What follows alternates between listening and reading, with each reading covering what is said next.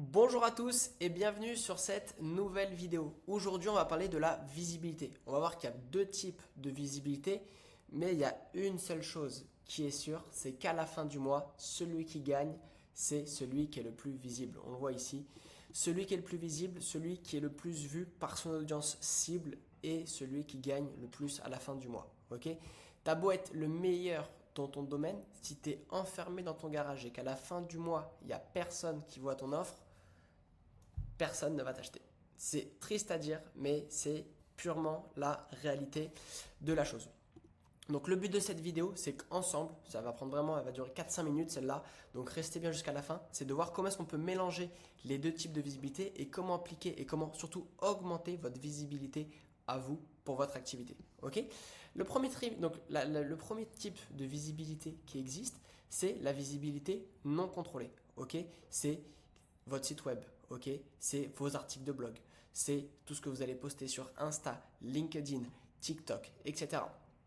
Ça, c'est très bien pour la trust, pour la confiance, ok, pour montrer votre expertise et gagner de la social proof. C'est très bien. Mais par contre, c'est non contrôlé, ok. Donc non contrôlé, tu ne sais pas qui va voir à la fin du mois ton post, ton site, ton blog, ton article, etc. Ok, ça peut très bien être ton prospect idéal, ok. Si on prend l'exemple d'une agence de création vidéo, ok, celui qui va voir ton post ou ton article de blog à la fin du mois, ça peut très bien être un directeur marketing, un directeur com, un directeur artistique.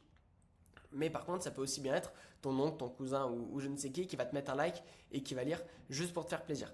Donc ça, c'est pas contrôlé, donc c'est pas top. Hein. Tu sais pas qui voit ton offre, qui voit ce que tu as écrit. Donc les plus, c'est que tu peux choisir ton contenu, ok. Donc tu vas mettre forcément du contenu de qualité, tu vas apporter de la valeur. Ok, ça va être du contenu ciblé, ciblé par rapport à une offre, ciblé par rapport à une cible, un prospect idéal. Mais par contre, de l'autre côté, tu choisis pas la cible finale, tu choisis pas qui le voit. Ok. Et donc, à la fin du mois, c'est toujours, la question qu'il faut juste que tu te poses là sur ton activité là maintenant, c'est à la fin du mois, moi, mes prospects idéaux qui sont les directeurs com, les directeurs marketing, les directeurs artistiques ou les fondateurs de boîtes de X salariés, combien de ces personnes-là voient mon offre à la fin du mois? Encore une fois, on remonte ici, mais celui qui gagnera le plus à la fin du mois, c'est celui qui contacte, qui est le plus vu par sa cible. Si tu es le meilleur que tu produis, on continue dans l'exemple des vidéos, si tu produis les meilleurs films, mais qu'il n'y a personne qui voit tes films, tu vas attirer personne. Ça, c'est purement mathématique et c'est de la pure logique. Donc ça, c'est le premier type de visibilité non contrôlée. Ok. La deuxième, c'est la visibilité contrôlée. Ok, donc là-dessus, c'est quand tu envoies des mails directement à ces directeurs, comme quand tu envoies des messages en privé sur LinkedIn directement à ces personnes-là, quand tu fais des audiences lookalike, des audiences similaires, des audiences spécialisées dans les ads Facebook, ou alors quand tu les as directement au téléphone, au bout de la ligne. Parce que oui, à la fin, c'est eux qui vont prendre la décision, est-ce qu'on bosse ou non ensemble, et c'est eux qui vont t'acheter ou non, tout simplement. Ok. Donc les gros plus de cette stratégie, c'est que tu touches directement ta cible, directement l'acheteur final, le mec que tu veux. Donc grosso modo, tes directeurs com, directeurs artistiques, etc., que tu veux, eux, tu les contactes, mais ton cousin, ton oncle, etc., qui sont pas ta cible, oui, tu auras peut-être un like en moins sur ton post LinkedIn, mais en tout cas, eux, tu les contactes pas, tu perds pas de temps avec eux et tu focuses tout ton temps, toute ton énergie sur les gens qui t'achètent à la fin du mois. L'inconvénient, c'est que c'est chiant à faire. Ok, les mails, ça demande une expertise. Les messages LinkedIn, faut aussi du contenu.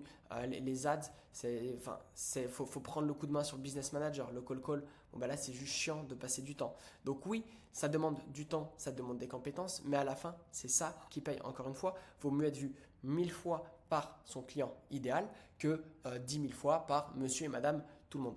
Et donc, en gros, le but de cette vidéo, c'est, je dézoome, attendez. Voilà, c'est qu'on voit les deux types de visibilité.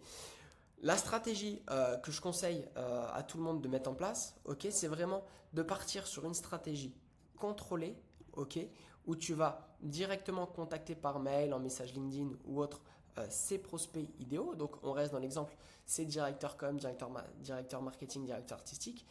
Et le but, c'est que dans ton approche, ok, tu te sers de tes articles de blog, de tes posts Insta, LinkedIn, TikTok, etc. pour les rediriger.